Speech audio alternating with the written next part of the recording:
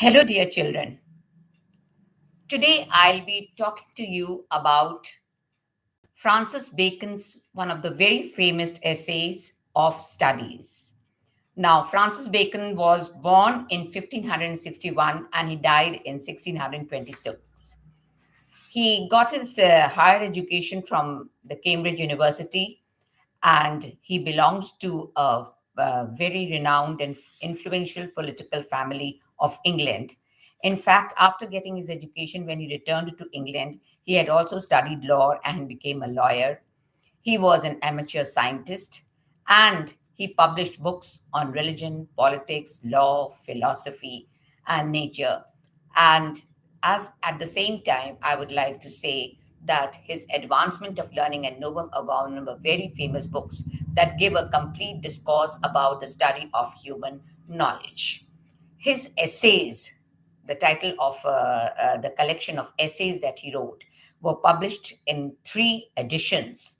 And in fact, this one of the essays of studies, which is prescribed in your course, is a very, very famous essay which gives a complete knowledge about human nature and human behavior, and also tells you a lot about the importance of education in life.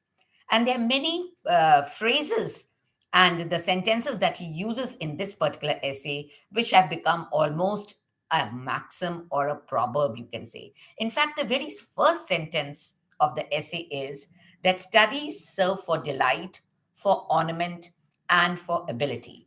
Now, see, children, how nicely and in such concise words, I mean, in such a concise sentence, you can say, how he has put the whole meaning of the importance of studies in this particular sentence when he says, studies are meant for delight, for ornament, and for ability.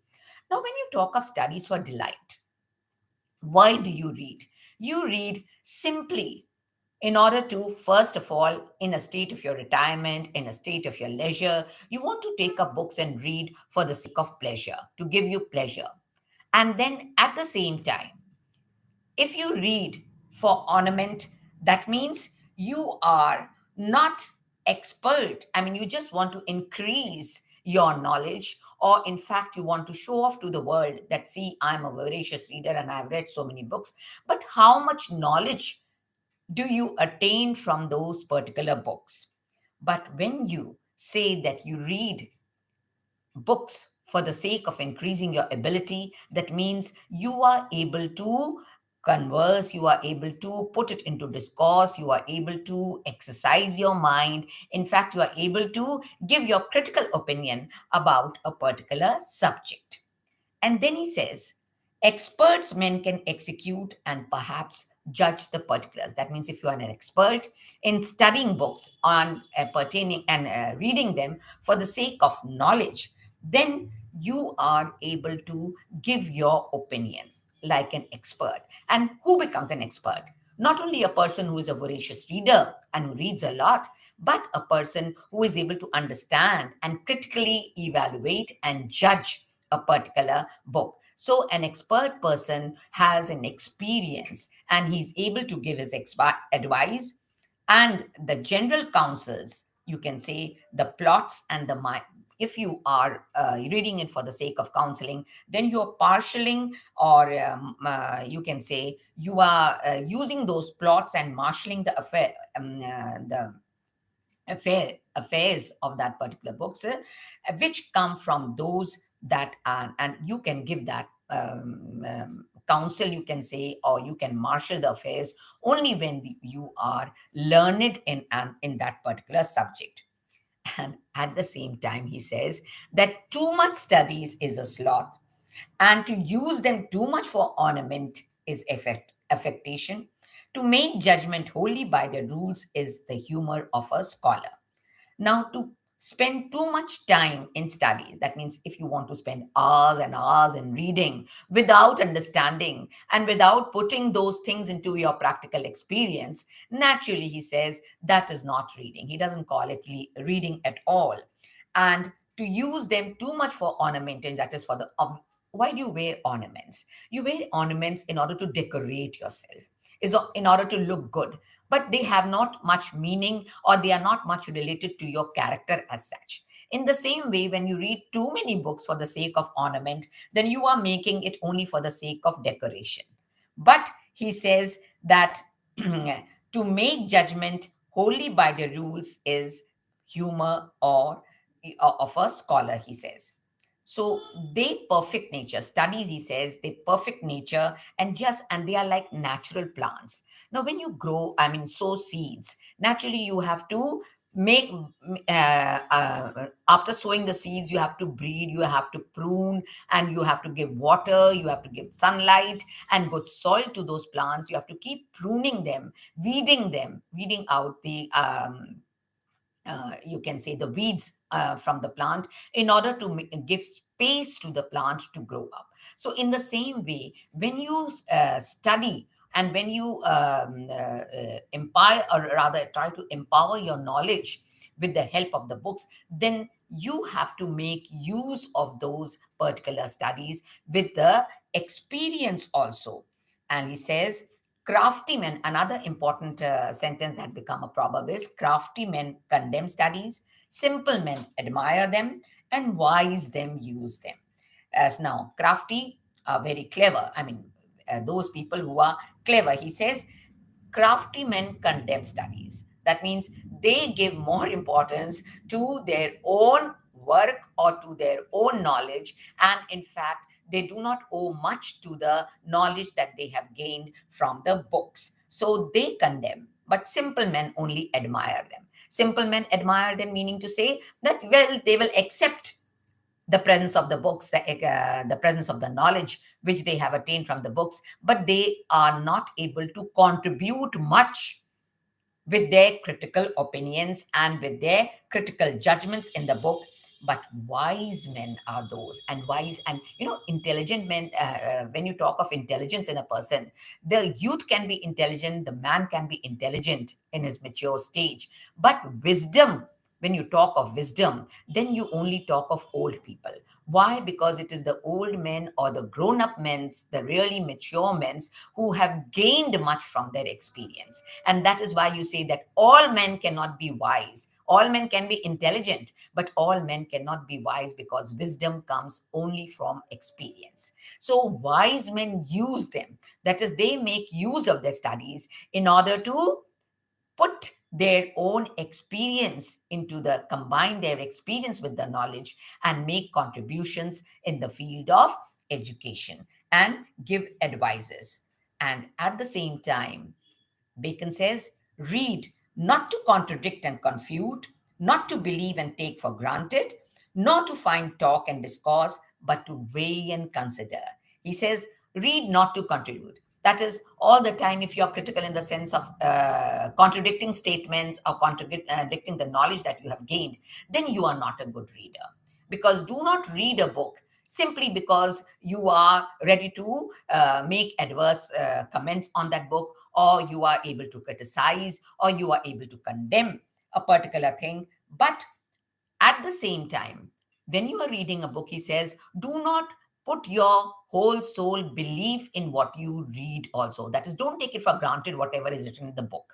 If you have, with your experience and with your knowledge, if you're able to contribute, and if you're able to refute certain beliefs, then you have absolutely a right to do so, because that shows that you are exercising your mind, and you are exercising your intelligence and your wisdom at the same time, in order to refute certain statements, or rather not put into your whole soul belief, or take it for granted whatever is written in the book. And not to find talk or discourse, but to be, and don't read books only for the simple sake of communication or conversation. That is, you are making a discourse with the public, or with the people, with your friends, and you are trying to say, well, I read this book and I read that book, and see, I found that, and now I found this. No, you are not doing that. Not for the sake of discourse, you're doing it, but weigh and consider. That is, give importance to what is there in the book. That is why here, key, whatever you get in life, at least give importance, and try to find out what importance is there, what you can say the ability that that is what I say is not for ornament only but for ability. That means how much you are able to weigh and use that knowledge into your life. How can you make use of that knowledge into your, put it into your behavior also. So that is more important,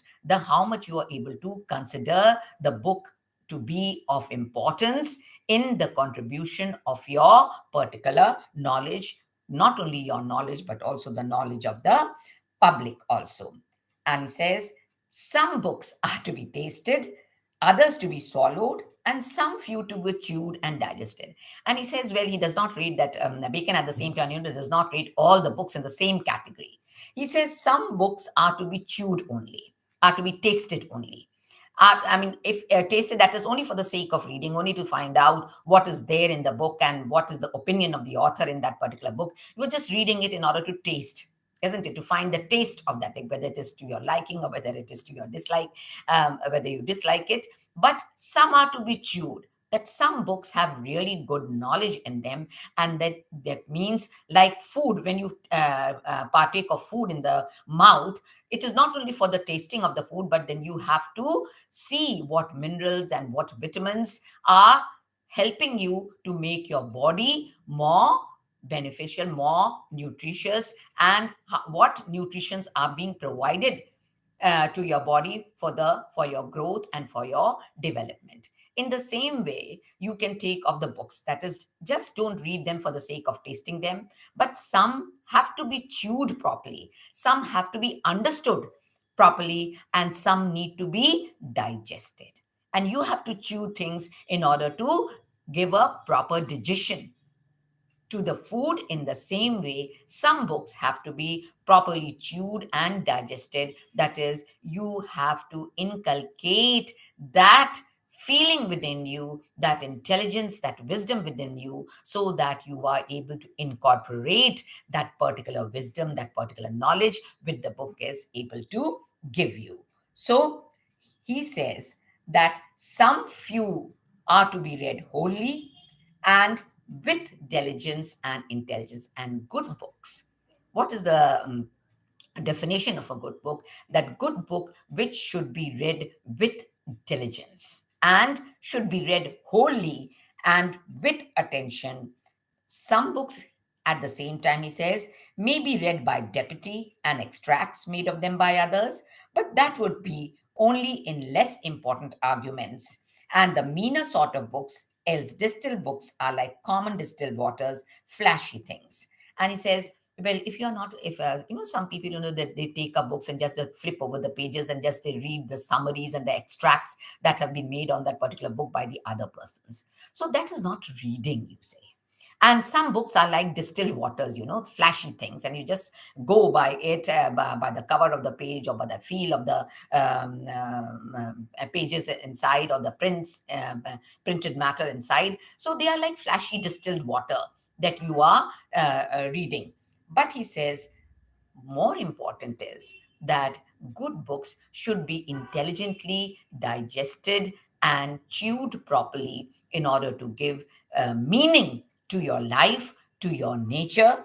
He says, reading makes maketh a full man, conference a ready man, and writing an examiner. This statement is very, very, very, very true, because it says, reading maketh a full man. That means if you are widely read, that means you have the knowledge, you have increased your knowledge in various walks of life. And full man, in the sense, if you are half read and if you have very little knowledge, if you have read very little, then naturally you cannot discourse, you cannot communicate with the people on various topics, on various subjects. So whenever you get a chance, read as much as possible, because that will give you a full development of your mental ability, of your knowledge, and at the same time make you able to converse with others. Now, conference a ready man, that means you are able to have a discourse, you are able to have a communication with the other persons, and you are able, if you're well versed in different walks of life, naturally you will be able to communicate not only with people of who are studying your subject, but in other fields also. You are able to make your contribution regarding the studies that you have done, and if you are able to put things into writing, that means writing an exact man. And everybody cannot be a writer.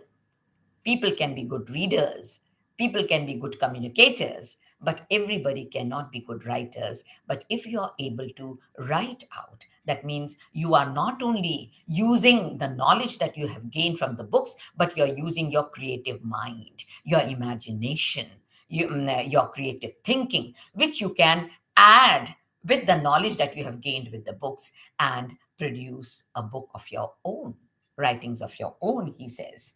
And for he says that histories make men wise, poets witty, the mathematics subtile, natural philosophy deep, moral grave, logic and rhetoric able to contend. And this is a Latin phrase, he says, aptuum studia in mors, that is, studies enter behavior. Now, the most important thing he says is why studies are important. Studies are important because they enter into your human behavior. They reflect your natural abilities. They reflect the human mind. They reflect the human nature. So histories make men wise because they get a knowledge of what all that has happened in the past. And reading that past and with the present, naturally you become more experienced, he says. But poets witty, that means poets are not only using the past and the present, but they are also exercising their own fantasies and their minds, and are able to not only pen down thoughts as they have read, but also to put humor, to show their wit into the knowledge. And mathematics, of course, makes you very concise and very logical, and to the point you are able to answer the things. And they give you the logic and the rhetoric also. And there is no stone or impediment in the wit, but may be wrought out by fit studies. So any impediment, any obstacle in your knowledge, in your wisdom can be uprooted by the studies, that is, by the fit appropriate studies. Just like, you need exercise, you need to do exercise in order to keep your body fit, isn't it? So different, either you do walking, either do yoga, or either you do any sorts of exercise, or you go to gym and do the weightlifting or something. But all these exercises, you do in order to make your every part of your body fit. That is your heart, your muscles, your kidneys, your liver, every part of your body must be fit as long as you are alive. So, in the same way, mind is also like the body. You have to keep your mind growing. The more you read, the more mind becomes versatile and fertile also, because it does not stagnate. Your intelligence does not stagnate. The more you, it's like, pruning and weeding of the thoughts also in your mind, which makes your mind grow, your knowledge grow from more to more.